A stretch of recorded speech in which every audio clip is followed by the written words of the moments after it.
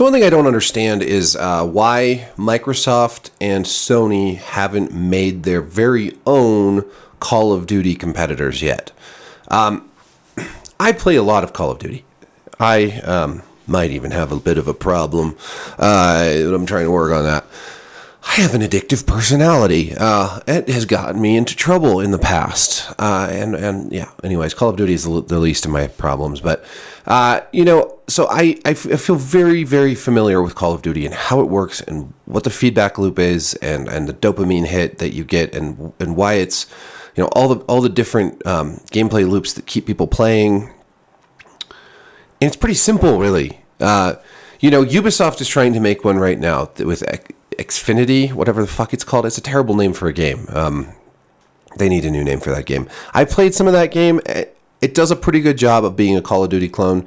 It uses some hero shooter mechanics less well, I think. I'm not a huge fan of those, but it does some things right. It feels good. It doesn't feel perfect. It's a little floaty, but it feels like with some work, they could dial that in.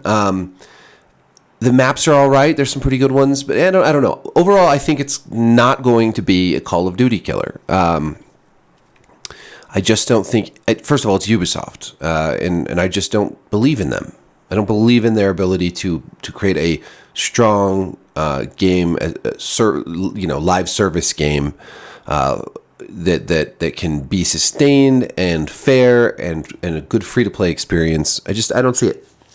But Microsoft is trying to purchase Call of Duty right now for like $67.5 billion or something. I might be getting that number wrong, but it's way up in the tens of billions of dollars, close to $70 billion, and it's a regulatory nightmare. Sony has been whining and crying about it for the last, I don't know how many months now, because Sony thinks that exclusive content is unfair business practices. Yeah. I understand why Sony would not want this to go to Microsoft, but Sony has, so many exclusive games that they keep on PlayStation only and have only just started bringing them to PC. Microsoft has said they will keep Call of Duty on PlayStation, PC, everywhere else. Even somehow bring it to Switch, which is not going to happen. Let's face it. The Switch is an underpowered console for even very simple games. It can barely play Fortnite. It's not playing Call of Duty. Maybe Call of Duty Mobile. Maybe. But Nintendo needs to release a new system. But that's another video for another time. So Sony's not happy about this. I say, Sony, you have all these studios. Build a military shooter. Make it look awesome and have it be just for PlayStation.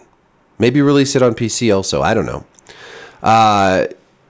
It doesn't take that much. And Microsoft, hey, if this doesn't work out and you can't spend a massive fortune buying Call of Duty, just make your own. Okay, so how do you make your own Call of Duty competitor? Some things you do just like Call of Duty, and some things you do just the opposite of Call of Duty. Now, I'm not going to spend a lot of time on things like SBMM, skill-based matchmaking, or the mini-map. I mean, Call of Duty fans complain endlessly about everything. It's impressive, honestly. If you go to the Call of Duty Reddit, the Modern Warfare 2 Reddit, the amount of constant complaining is impressive. It's an impressive amount. But and people are always complaining about SBMM. Oh no, I had like really hard lobbies, and then I had a really easy lobby, and then really hard lobby.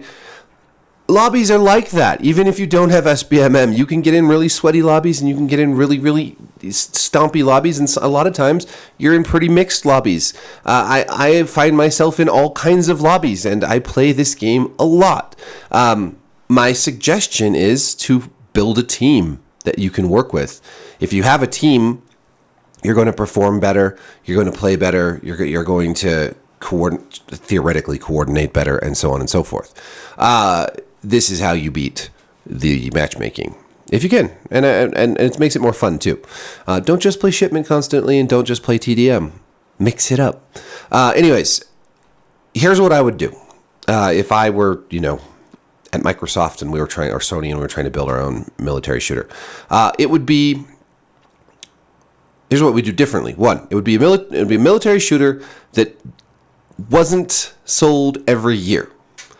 it would be a live service game that lasted like Counter-Strike for many years to come. People would not have to buy a new copy of it every year. However, there would be ways of making money off of it year over year. That's the fundamental difference here, because Call of Duty comes out with a new Call of Duty every single year. You have to buy a new premium game every single year. And the problem with that isn't so much even the money you spend, it's the fact that it's reset. So any cosmetics you buy, anything you do within the game itself, you have to reset every year, reset new maps. All the old maps are gone. They'll bring them back in a few years as part of an expansion, whatever. Whereas something like Counter-Strike or these games that last longer, you actually get to have those games refined and improved for years, and you get more maps to choose from, more modes to choose from, just more stuff. So have a game that's going to come out for at least a few years. Within that ecosystem of that game, you have, especially for Sony, but let's just say for both of these companies, you have a game that has a strong single-player campaign. That does a lot of the legwork for marketing. You've got a story, you've got characters, you've got a world that you can build within that campaign. Sure, most people are going to just play multiplayer, but that world building component, those characters, they do matter. They help build up the franchise. What it means gives it some story padding for the multiplayer. Then for multiplayer itself, start small and build up. Okay, so. Start with a core multiplayer experience, something like 5v5 or 6v6, and have, release with like a dozen maps, but with other maps in the pipeline so that you can keep content coming. Have most of these maps be small to medium sized. What I keep seeing in Call of Duty games that I don't think the community really wants, that I certainly don't love, is these big maps. Big is not better. Bigger can be fun, that's great, but a lot of, there's a reason that Shipment is so popular. Well, I actually don't know. I think it's just because they like to camo grind in Shipment. But what you need is, if you have a dozen maps, you should have like 3 that are about the same size as Shipment, give or take. Maybe a Shipment-sized map, maybe one a little bit bigger, maybe one a little bit more vertical. I don't know. Small maps that are great for intense, hectic, headache-inducing combat. Then you need like 6 maps that are like shoot house sized, give or take. Small 3-lane maps, with that are all in different settings. Very, give a lot of variety in just the look, the aesthetic, the feel of the maps. An urban map, a jungle map, a desert map, a hotel map, all that shit, right? But they're all fairly compact. You see with like Black Ops Cold War, they took maps like Miami, which was this giant sprawling map for 6v6, and then they released Miami Strike, which was like half of it. And it took away the nighttime and made it daytime, and it was just a much better map. That's because these big maps are not suited for 6v6, and 6v6 is pretty much the most popular Call of Duty size. So, most of the maps should be medium-sized to small. Then have a couple bigger maps. Have 2 or 3 larger maps, and, maybe have those be 10v10 maps. Or 12v12 or something, for something different. But have your core experience be 5v5, 6v6, smaller maps. Do all that. Have all the same kind of progress that the Call of Duty has. Weapons that unlock attachments, camos, yada, yada, yada. Have it be a very, very, very mil-sim experience, but also arcadey, right? So it feels like a modern military shooter with cool guns and cool operators and all that, but, it's still fast, gamey, arcadey, fun. Because that's what Call of Duty is. I could take it or leave it with kill streaks. I could see having kill streaks, some kind of kill streaks, but also having mode, like a non-kill streak mode for people who don't like that. I could go either way with that. But if you're going to do that, if you're going to have options, make the kill streaks really, really baller. Like, make them powerful as hell. Hard to get, but powerful as hell, so that when you do get them, you get that, like, crazy satisfaction of just, like, totally decimating the other team. But it's hard to get them because you have to get 12 kills in a row to get a really powerful one or something without dying. And then Steel Gunfight. That's what I would say. Steel Gunfight. Gunfight's a great mode. It's the 2v2 mode on really small maps. No kill streaks, no special stuff. Everyone has the same loadout. Everyone has it's all an even playing field, just a contest of skill in small, fast matches. In Gunfight in Call of Duty, it's the best. It's the first team to 6 that wins. If the timer runs down in a round, you have to capture a flag in the middle of the map. Just do something very similar to that and put that in the game.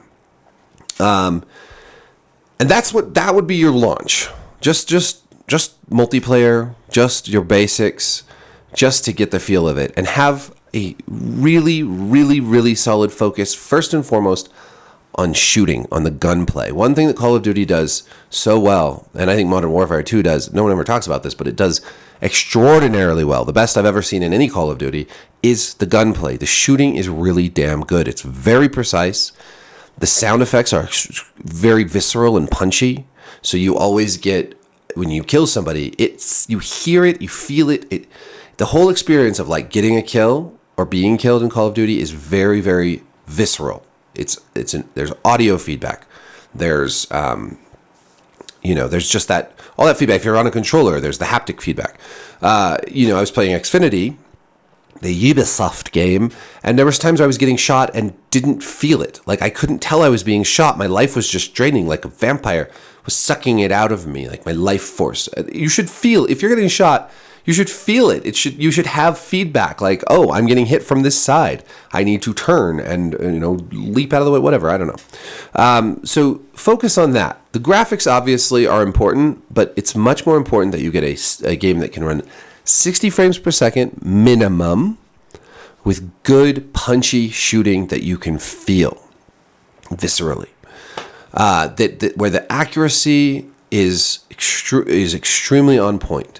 That's one thing. So I play a very different shooter a lot of the time. It's Valorant, and Valorant has just such precision. It's just so important that you get your aim just laser focused, and of course, like because of their the back end on that game, it is a very precise game. It's really you're not unless your internet's totally jacked. You're going to be where you aim.